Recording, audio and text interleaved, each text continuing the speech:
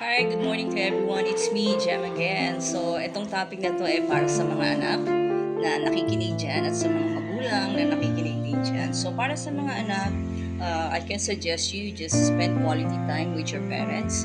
Alam ko may iba dyan nagtatrabaho, tapos yung iba nag-aaral. So, at least once in a week, meron kayong spend quality time with them. Either Saturday, Sunday, kung ano yung nakakaluwag sa inyo, spend quality time with them. Kasi alam nyo, malaking bagay sa kanila yon. Whether may pinagdadaanan man sila sa health o wala, pero alam nyo bang malaking bagay yon yung bibisitahin nyo sila. Oh, dad, kamusta na kayo? Mom, kamusta na kayo? Any problem? Tanong kayo, kamusta na kayo? Yan. Tapos, hanggat maaari pakiusap ko lang, yung sa mga anak dyan na pag inuutusan, yung maraming weight, best in weight, maghugas ka nga ng plato dyan, ay pamaibili mo nga ako, mamalengke ka, ma'am, wait, pumunta ka nga sa ganito, wait, puro kayo best in weight. So, dapat pag inuutusan kayo, sundin nyo. Kasi kung binibigyan man kayo ng responsibilidad o trabaho para sa bahay ng mga magulang nyo, para sa inyo yon. Alam mo kung bakit? Kasi kahit saan kayo makarating, pag marunong kayo sa trabaho sa bahay, hindi kayo mapapahiya.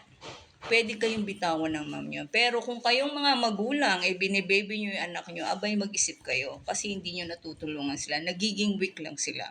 So, dapat pakawalan nyo yung mga anak nyo. Let them to decide. Ngayon, bigyan nyo sila ng kanya-kanyang responsibilidad sa bahay. Ngayon, kayong mga anak, pakiusap ko at wag nyo sasagot-sagutin ng magulang nyo pag inuutusan kayo.